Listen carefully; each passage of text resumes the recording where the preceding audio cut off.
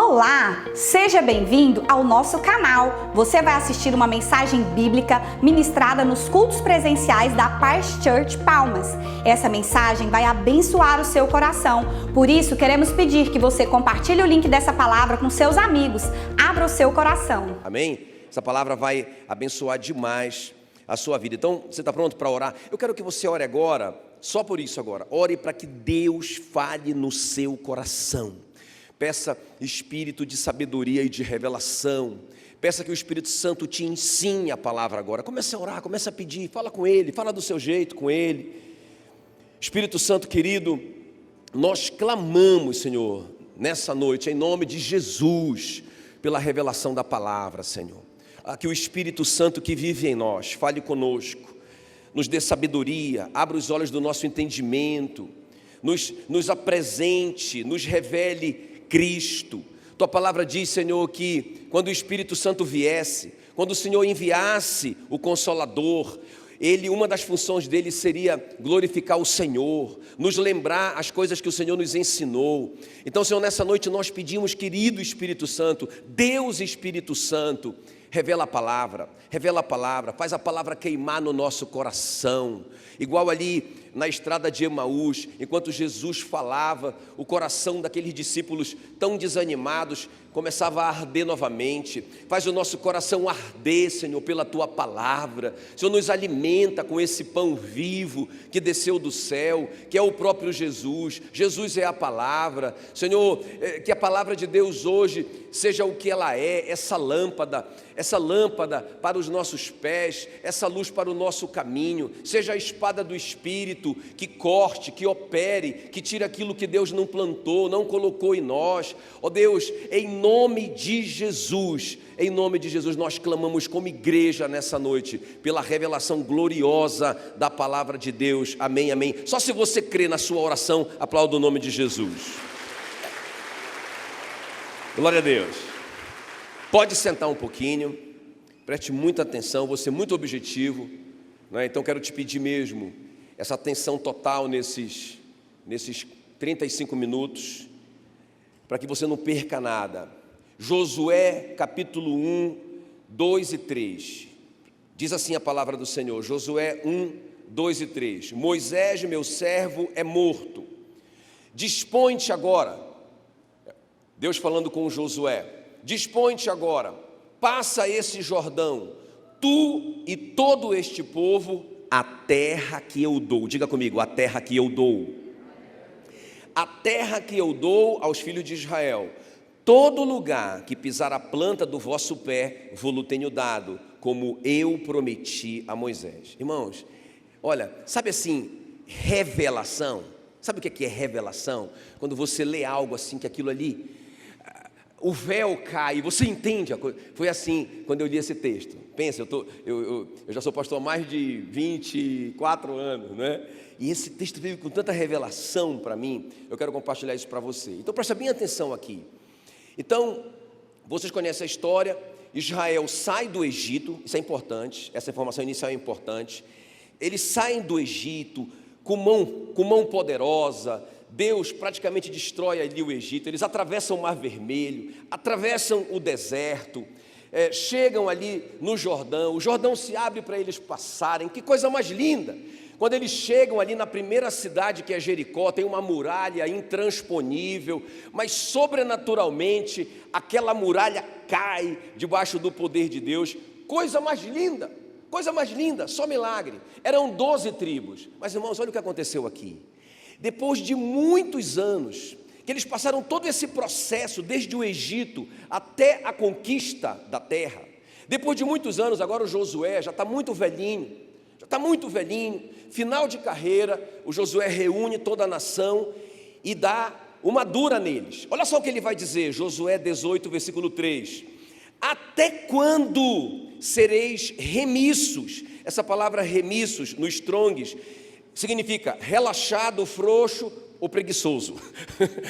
Não é? Até quando vocês serão relaxados, frouxos, preguiçosos em passardes para possuir a terra que o Senhor Deus de vossos pais vos deu? Irmãos, das 12 tribos, só 5 tribos tomaram posse da sua herança.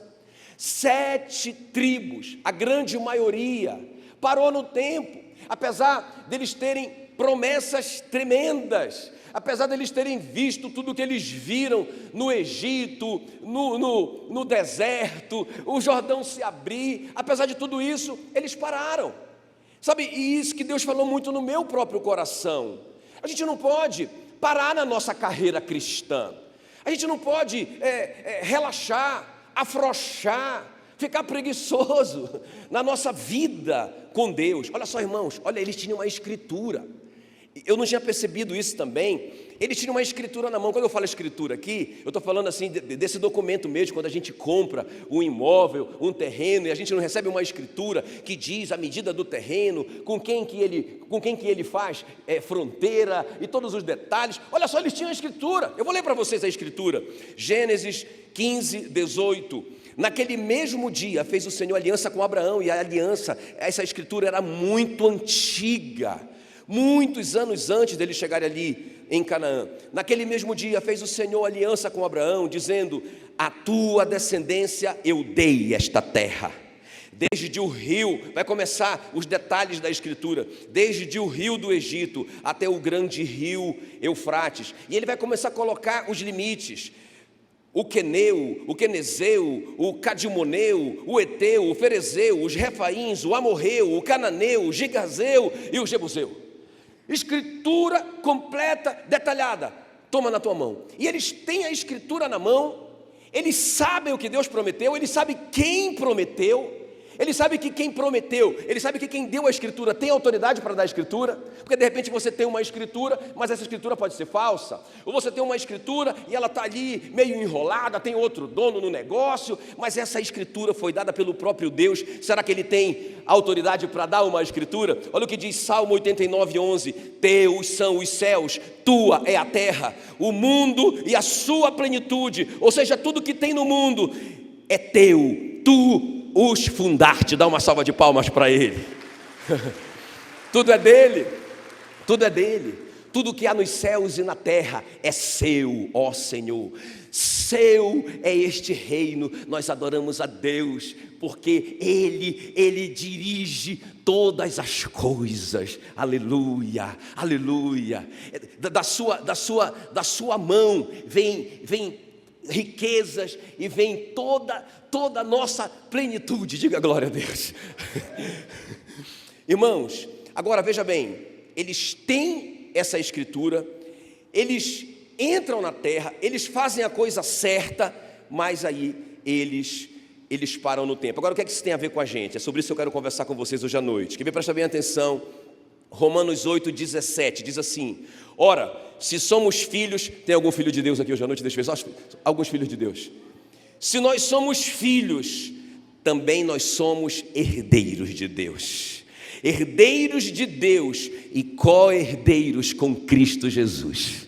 Ou seja, nós não só somos herdeiros de Deus, mas nós somos co-herdeiros com Cristo. O que significa isso? Ou seja, tudo o que Deus deu para Cristo, tudo o que Cristo conquistou na cruz, se eu sou co-herdeiro com Ele, é direito meu, é minha herança. Então diga assim: eu sou um herdeiro. Diga assim: eu também tenho uma escritura. Quem está me entendendo? Eu também tenho uma terra para tomar posse. Eu não posso parar no meio do caminho. É sobre isso que eu quero falar com vocês hoje à noite. Eu estava lendo Mateus 11. Vocês conhecem bem esse texto. Olha só, quer ver? Presta atenção como às vezes a gente pisa na bola. Mateus 11, 28. Vinde a mim, todos vós que estão cansados e sobrecarregados, e eu vos aliviarei. Sabia que muitos crentes param aqui? O alívio é o paliativo. Deus dá o alívio. Então, veja bem, eles saem do Egito. Eles saíram do Egito. Eles não estão mais debaixo da escravidão. Que alívio. Mas não é o descanso completo ainda. Quem está me entendendo?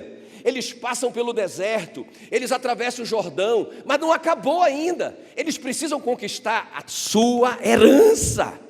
Ali é a plenitude, ali é o descanso. Quer ver? Olha só, Mateus 11, 28. Vinde a mim os que estão cansados e sobrecarregados, e eu vos aliviarei. Olha o 29, que a gente deixa para lá.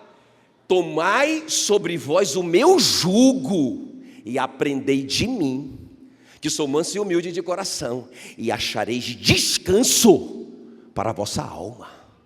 Esse é o alvo final. Eu tenho que tomar o jugo, ou seja, eu tenho que... Jesus, sabe qual que era a comida de Jesus? Ele disse, fazer a obra do meu Pai. A comida de Jesus era salvar o perdido. A comida de Jesus era resolver o problema do pecado do homem. Então, quando eu tomo esse jugo sobre mim, esse aí é o crente que está já ficando rapaz, ficando maduro, crescendo. Não é só o crente que toma remédio para não doer. Não é só o crente que vive buscando uma bênção, um alíviozinho para resolver o seu problema pessoal. Mas o crente maduro é o crente que toma o jugo de Jesus. Quem está me entendendo? O crente maduro é esse que aprende de Jesus. Aprendei de mim, ou seja, que estuda a Bíblia, que conhece o Senhor, sabe? E que se envolve com Ele, tem um relacionamento com Ele. Esse aí vai achar descanso para a sua alma. Quem está me entendendo? Vai achar plenitude, vai chegar no final. Amém, queridos? Da sua missão. Então, o que é que eu quero conversar com vocês hoje? Qual que é o nosso tema hoje à noite? Tomando posse da nossa herança em Cristo. Eu quero usar essa história do Antigo Testamento para ilustrar a nossa herança, a nossa escritura em Cristo, no Novo Testamento. Gente, isso é tremendo demais. Vocês sabem que a Bíblia diz que a lei, ou seja, o Antigo Testamento, ele é uma ilustração para o Novo Testamento. O Novo Testamento explica o Velho Testamento. E o Velho Testamento ilustra, é uma tipologia, uma figura do Novo Testamento. Então, através dessa figura aqui, da conquista da terra prometida, nós vamos aprender a tomar posse da nossa herança em Cristo Jesus. Quem está pronto? Quem está pronto? Aleluia, aleluia. Então vamos lá comigo. Irmão, nós não podemos deixar passar essas coisas, como esse povo aqui, que ficou com preguiça, esse povo que relaxou, esse povo que ficou remisso, e não tomaram posse da terra, apesar da Escritura, apesar do caráter daquele que deu a Escritura. Olha só, eles estão com papel na mão e não tomam posse da terra. Então vamos ver, a primeira coisa que a gente tem que tomar posse no Novo Testamento, que foram coisas que Jesus conquistou para nós na cruz. Diga comigo, justificação. Não, agora fala com fé, justificação. Olha o que diz aqui, irmão, segunda carta aos Coríntios 5:21. Aquele que não conheceu o pecado é Jesus. Ele não pecou. Ele, Deus Pai, o fez pecado por nós, ou em nosso lugar, para que nele, em Jesus, nós fôssemos feitos a justiça de Deus. Irmãos, isso aqui é uma herança, tá? Você tem a escritura disso. Você é a justiça de Deus. Eu não sei se você consegue compreender isso. Nós apesar de já termos saído do Egito, presta atenção, saímos do Egito, passamos pelo deserto, não é? Fomos batizados no Mar Vermelho. O apóstolo Paulo compara o Mar Vermelho como o batismo. Então nós saímos do Egito, aceitamos Jesus, aí nós fomos batizados no Mar Vermelho, atravessamos o deserto, começamos a experimentar alguns milagres na nossa vida cristã, maravilha. Aí nós chegamos no Jordão, o Jordão se abriu, nós entramos. Aí nós chegamos em Canaã, chegamos na nossa terra, mas aí paramos de evoluir, paramos de crescer. Não, irmãos, nós temos que avançar. Então nós precisamos entender isso, que olha, eu fui justificado pelo sangue de Jesus. Ele se fez pecado no meu lugar para que eu fosse feito a justiça de Deus. Então eu não posso pensar como um bebezinho. Então eu pequei. Agora eu não mereço mais nada. Nós nunca vamos merecer mesmo.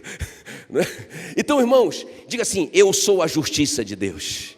Ele é fiel e justo para perdoar os seus pecados e purificar toda a injustiça. Não só o pecado, mas também a injustiça. Eu vou ilustrar, para você entender o que é a justificação. Vamos dizer que o Cris está me devendo um dinheiro alto. Bom, para mim, 20 mil reais é muito, né?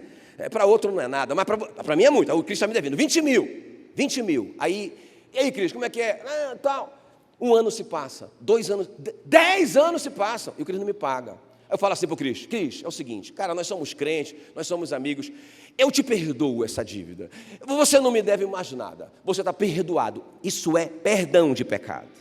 O que seria justificação? Justificação seria eu continuar sendo amigo do Cris, e daqui a um tempo, o Cris falar assim para mim: pastor, só me empresta 20 mil? E eu esquecer aqueles 10 anos de sofrimento e dizer: Cris, eu te considero uma pessoa justa, eu te considero uma pessoa honesta, apesar de tudo, toma, eu te empresto de novo. Isso é justificação. Foi isso que Deus fez conosco. Ele não apenas nos perdoou os nossos pecados, Ele disse assim: você, João Paulo, é justo, porque você está junto com meu filho. Quando você vem na minha presença, você vem junto com ele. Eu te considero justo. Agora, qual que é a aplicação prática disso na nossa vida? Está aqui em Efésios 3:12. O que eu ganho com isso? Aqui na terra, por estarmos unidos com Cristo, por meio da nossa fé nele, nós temos a ousadia ou a coragem de nos apresentarmos na presença de Deus com toda a confiança. Isso é sua herança. Apesar de você pode entrar com confiança, porque você foi feito justiça de Deus. Eu não sei se você entende isso. Irmãos, isso é maior do que o carro novo que você quer, do que a casa dos seus sonhos. Isso é maior do que qualquer negócio que você possa conquistar. Porque se você entender, se você tiver a revelação, rapaz, então Satanás não pode mais me enganar, porque eu sou a justiça de Deus. Então eu posso pecar à vontade. Não, quando você entende isso, você não quer mais pecar, e quando você peca, você conserta imediatamente isso com Deus, em nome de Jesus. Diga assim: eu sou a justiça de Deus. Essa é sua herança, tome posse disso hoje à noite, em nome de Jesus.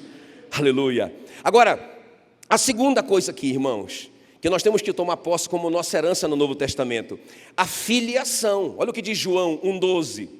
Mas a todos quantos o receberam, deu-lhes o poder de serem feitos...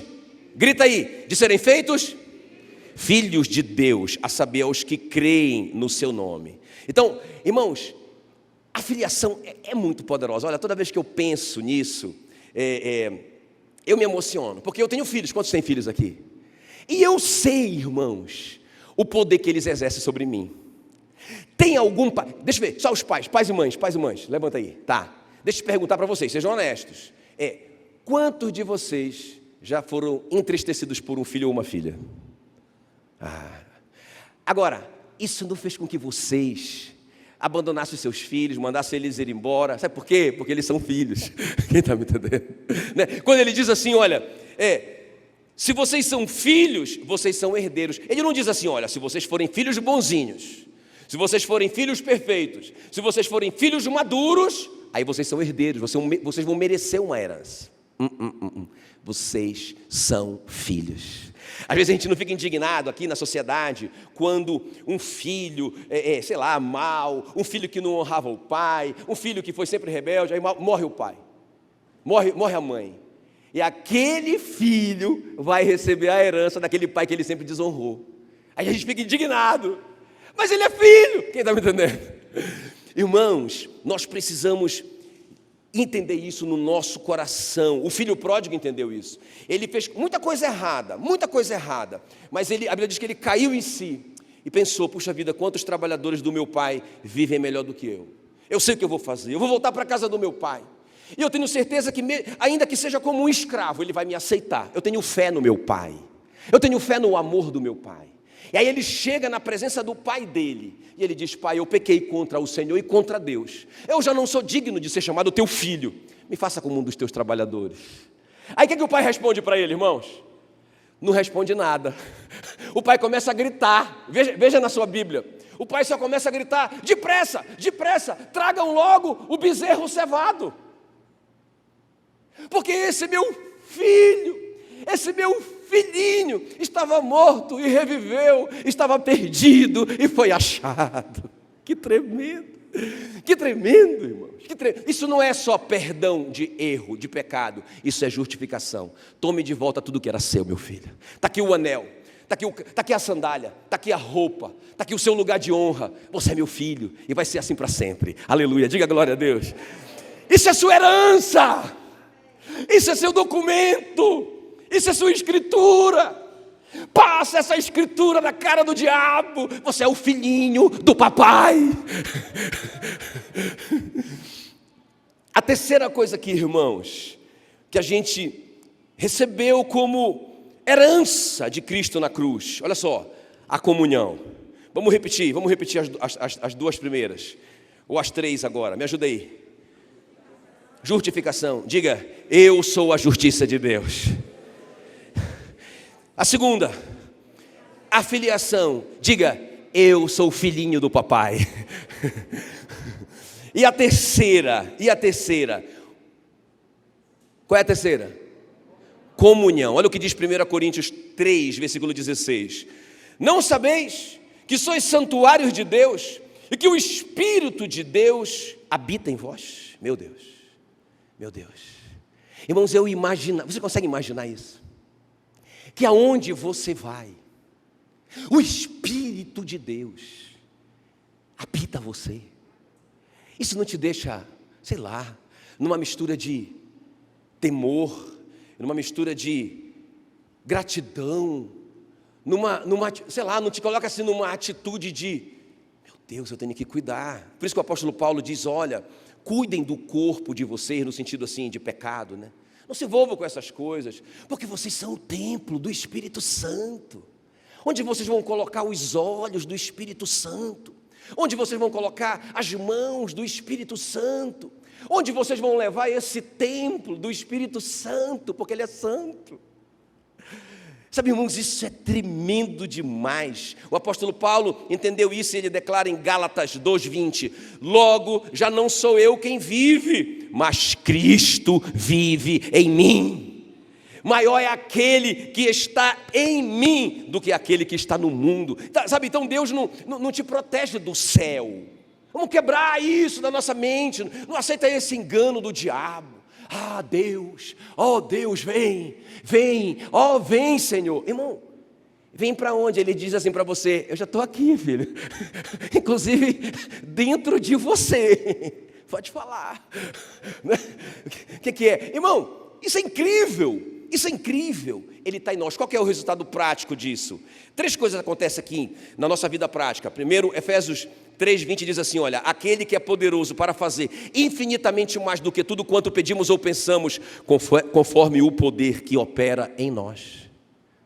Então a sua oração é poderosa, porque o Espírito Santo está dentro de você. Aquele que te ensina a orar, nós não sabemos orar como convém, mas o Espírito Santo intercede por nós, com gemidos inexprimíveis. Ele está dentro de você. Então por que a sua oração é poderosa? Só porque o Deus Espírito Santo habita você. E tem mais uma coisa, irmãos. Ele fala assim, olha, vocês não sabem, esse texto que eu li para vocês, vocês não sabem que vocês são o santuário do Deus vivente? Não é casa, uma casa comum, é um santuário. Quando a gente pensa no santuário do Antigo Testamento, irmão, tudo lá era sagrado. Quem lembra disso? Eles faziam um óleo da unção, que tinha lá as misturas, as quantidades que deveria ser misturada. Ninguém poderia imitar aquele óleo. Se alguém imitasse, era pena de morte, porque aquele óleo ia ungir os sacerdotes, os reis, mas ia também ungir as coisas do templo, porque o Espírito Santo, o Deus Espírito Santo estava lá. Só que agora, irmãos, o Deus Espírito Santo escolheu você e chama você de santuário do Deus vivente, por causa da justificação. Então onde você vai, Ele vai. Onde você chegou, Deus chegou. Por isso que eu não disperso. O Senhor nos despede na paz do Senhor. Eu não disperso ninguém, porque Ele vai comigo. Ele vai em mim. Quem está me entendendo? Isso é tremendo, irmão. Diga assim, essa é a minha herança. Diga, a justificação. Diga assim, eu sou a justiça de Deus. Eu tenho o papel. Eu tenho a escritura. Está assinada com tinta vermelha, pelo sangue de Jesus. Aleluia. Diga assim, eu sou filhinho do papai. Diga, eu sou filhinho do papai. Não tem vergonha não. Sou filhinho do papai. Né? Irmão, toda vez que um filho pisa na bola, isso é muito raro acontecer, né? Mas acontece, raramente. Que um filho pisa na bola e me entristece, e logo depois parece que eu esqueci tudo, não é? eu penso, meu Deus, se eu que sou mau, a Bíblia diz, não é?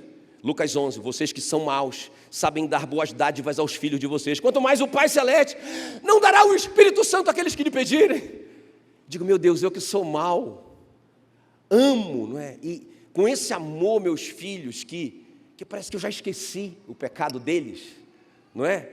Agora, quanto mais o meu Pai Celeste, é tremendo demais, não é, irmãos? Então, a terceira herança é a comunhão. Deixa eu te falar uma coisa aqui, deixa eu falar um detalhe para a gente passar para o último.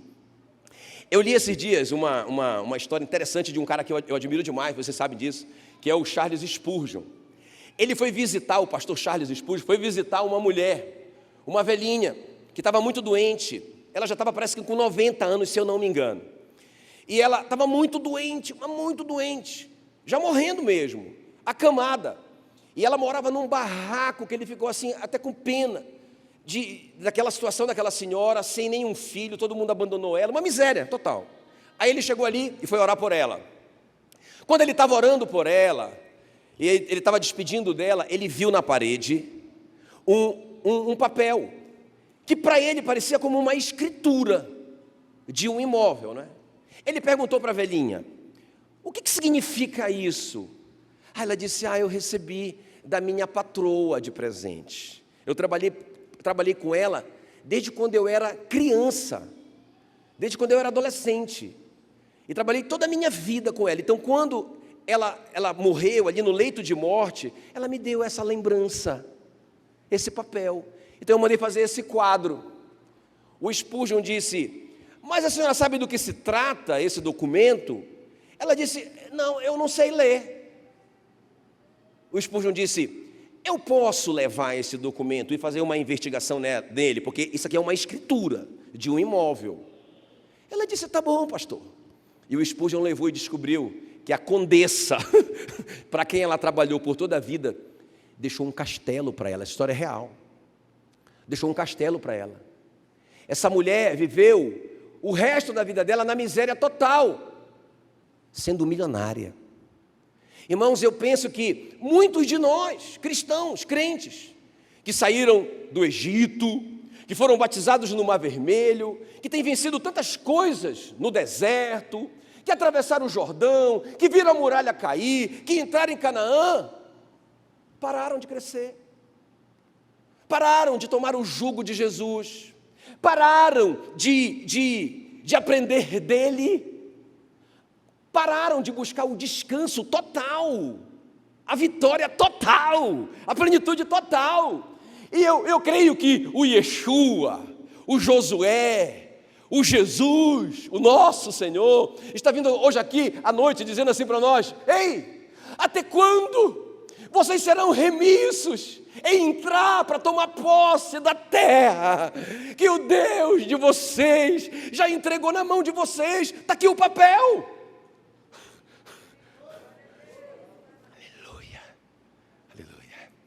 Deixa eu terminar. A quarta coisa aqui, irmãos, para a gente terminar. A última coisa. Que herança, além dessas três que já são mais do que suficientes, que herança nós temos em Cristo? E não são só essas quatro, tá, irmãos? Tem muito mais. Tem milhares de escrituras para nós. Eu acho que essas quatro, elas abrangem muita coisa. Olha o que diz aí, então, a quarta. O direito de usar o nome de Jesus. Aleluia. Diga assim comigo. Eu tenho o direito de usar o nome de Jesus.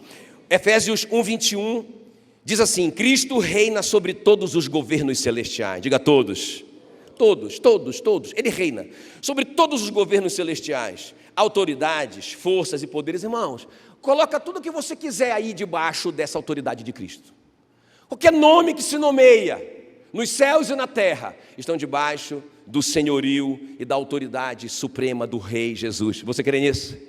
Amém? Olha só, Cristo reina sobre todos os governos celestiais, autoridades, forças e poderes. Ele tem um nome que está acima de todos os nomes que existem neste mundo e no mundo que há de vir. Irmão, que nome mega poderoso é esse nome. Quando esse nome é proferido com fé, esse nome é poderoso. Agora, eu posso usar esse nome? Eu tenho direito de usar esse nome, irmãos? Claro que temos. O Marcão acabou de falar aqui que nós, a igreja, nós somos o corpo de Cristo, não é? A minha mão tem tanto direito de usar o nome Jackson quanto a minha cabeça. Todo o meu corpo é Jackson. Cada membro, os que aparecem e os que estão dentro de mim, tudo aqui é Jackson. Tudo aqui tem o direito de usar esse nome, irmão. Cada um de nós aqui, que é membro desse corpo, tem o direito legítimo, legal, espiritual de usar esse nome. Não é só o pastor Jackson ou o pastor fulano de tal, poderoso das galáxias. Você tem o direito de usar esse nome, meu irmão. Você que faz parte desse corpo. E outra coisa que eu acho interessante, você sabe que o nosso relacionamento com Cristo é um relacionamento de casamento. Você sabe disso? O próprio Cristo diz em Efésios 5:25, maridos, amem a vossa mulher como Cristo amou a dele, como Cristo amou a igreja, e assim mesmo se entregou por ela. Então, o nosso relacionamento com Cristo é como o relacionamento de um marido com a sua esposa. A Val tem o direito de usar o nome do Flávio? Claro que tem, claro que tem. Quem está me entendendo? Porque vocês são casados, porque vocês têm uma relação de casamento, e nós temos o direito também de usar o nome de Cristo, porque Ele mesmo diz que nós, a igreja, somos a sua esposa. Amém, queridos? O apóstolo Pedro entendeu isso lá na porta do templo, quando aquele paralítico lá pediu esmola para ele. Ele disse, eu não tenho nem ouro nem prata, mas o que eu tenho eu te dou, em nome de Jesus. Levanta e anda. Ele tinha o nome, ele sabia, eu posso usar o nome, eu posso. Você vê no livro de Atos, eles usando o nome, irmãos. Agora veja bem, se eu tenho o direito de usar o nome, é por isso que a Bíblia diz que eu sou embaixador em nome de Cristo. Você se vê assim? O embaixador em nome de... Irmão, o diabo sabe disso, mas o crente anda como se ele não fosse um embaixador. Como se ele não tivesse essa autoridade para usar o nome de Cristo. Nós temos autoridade para pisar em serpentes e escorpiões e em todo o poder do inimigo, e nada absolutamente vos causará dano. Nós temos a procuração. Eu achei tão legal agora, porque uma coisa que eu não gosto de fazer é perder tempo. E aí deu um problema lá no documento do carro, e meu irmão, eu tinha que ir para Detran e não sei o quê. Aí o Rogério falou assim, vamos colocar na mão como é o nome do cara lá? Obrigado, despachante. Ele falou assim, eu só preciso de uma procuração. Moço, só isso, só, não é? Passei a procuração para ele. Irmão, que maravilha. O cara resolveu tudo para mim. O documento chegou na minha mão. Quando ele chegou lá, ele disse, eu estou aqui em nome de pastor Jackson. E o cara do Detran não disse, ele não ficou questionando, mas onde é que ele está? Onde é que ele está? A procuração era suficiente. Irmão, quando você chega em nome de Jesus, o diabo estremece todo, porque ele sabe desse princípio. Quando você chega em nome de Jesus, não é? A doença tem que sair, porque a Bíblia diz que a sua escritura que você tem aí, diz que ele já levou essa doença sobre ele, aleluia. Por isso que eu quero orar pelo pastor Jacques, daqui a pouco, quando você estiver cheio de fé, para orar por ele, em nome de Jesus. Ai, irmãos, o poder da procuração, isso é uma herança poderosa, o poder de usar o nome, o direito legal de usar o nome de Jesus. Mas eu, pastor, você que é justiça de Deus, mas eu, pastor, você é filho do papai, meu irmãozinho que temos esse pai poderoso, amém. Mas eu, pastor, quem sou eu? Você é o templo do Espírito Santo, você é o santuário do Deus vivente. Não, mas Senhor, mas pastor, quem sou eu? Você tem sim a autoridade de usar o nome de Jesus, diga glória a Deus. Agora, irmãos, de uma forma bem prática, como usar isso? Como que a gente faz? Está aqui, Deus falou para o Josué como fazer. Eu vou ler de novo esse texto do início. Ele fala assim, olha, Moisés, meu servo é morto, ele morreu. Agora é contigo, Josué. Dispõe-te, ou seja, levanta-te. Toma uma atitude. Passa agora, diga agora. Agora, toma posse dessa herança agora. Amém? Ele disse, agora, passa esse Jordão. Tu e todo este povo, não é para passar sozinho não, todos nós vamos passar, diga glória a Deus, diga glória a Deus, diga eu recebo, todos nós. Vamos passar junto. Ele disse, tu e todo este povo, a terra que eu dou aos filhos de Israel. Agora ele fala assim, ele vai dizer o como agora. Ele deu a promessa, ele deu a escritura, e ele vai dizer como que isso vai acontecer. Ele disse assim, olha, todo lugar que pisar a planta do vosso pé, vô-lo tenho dado como eu prometi a Moisés. Irmãos, o que significa isso? Como que eu tomo posse dessas coisas, dessas escrituras que eu te falei agora? Como que eu tomo posse da justificação? Que eu sou a justiça de Deus. Como que eu tomo posse da filiação? Que eu tenho o poder, eu recebi o poder de ser feito filho de Deus. Como que eu tomo posse dessa comunhão com o Espírito Santo dentro de mim? Como que eu tomo posse disso? Se já é meu, não é? Então, deixa eu te fazer uma ilustração para você entender. Imagina que um grande bilionário, sei lá, o cara trilionário, dono de uma mega terra, irmão, que você não consegue nem medir, e nem eu. Mega terra top, cheia de rios, cheia de pastos, uma terra muito rica. Fala assim para o Cristiano, eu vou te dar uma parte dessa terra. Agora é o seguinte, em 24 horas, o lugar que a planta do seu pé conseguir pisar é seu. O que você... 24 horas, onde ele pisar é dele. Irmão, se fosse você, o que você faria? Moço, Cristiano ia se tornar o cara dos 100 metros rasos. E não ia cansar. Moço, ele ia sair, Foi isso que Deus falou para o Josué. Josué, eu dei. Vocês têm a escritura. Isso é de vocês. Agora, como que vocês vão tomar posse? Vocês têm que ir. Eu imagino Josué pensando, peraí, mas o senhor sabe que tem uns gigantão lá, né? Não é? O senhor sabe que esses povos são poderosos, não sabe? Sim, eu sei, Josué.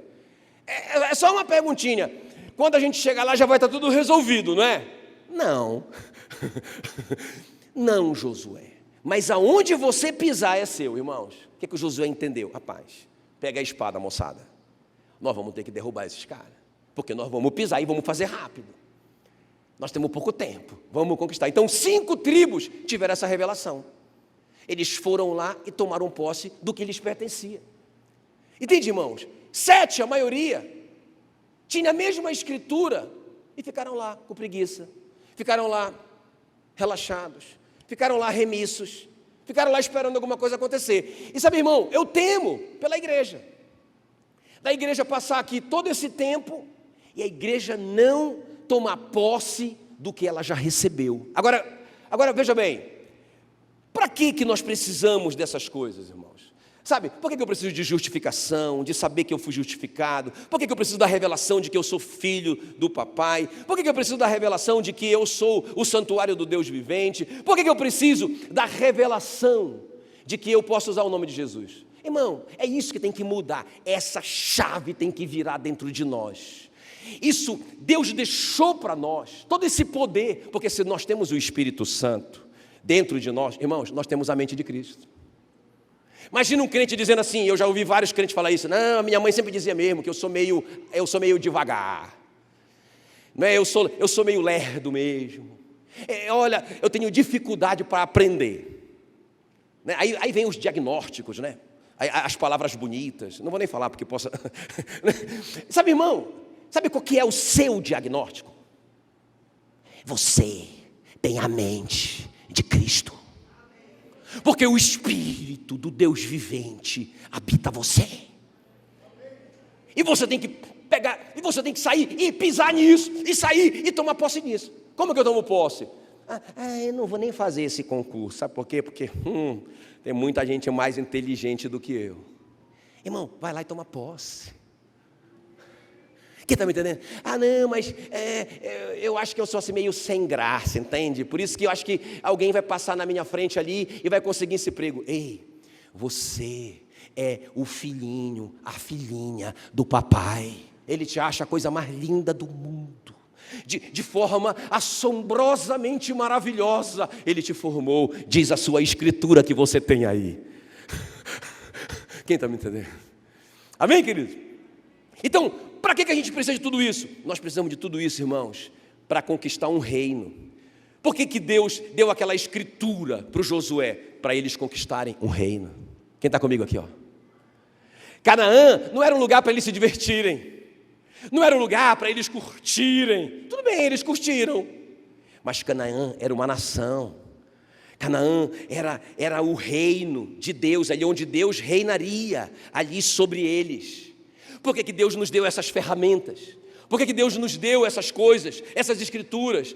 Para que a gente expanda na terra o reino dele. Quem está me entendendo? Para isso, é para isso que você foi chamado, aleluia, aleluia, amém?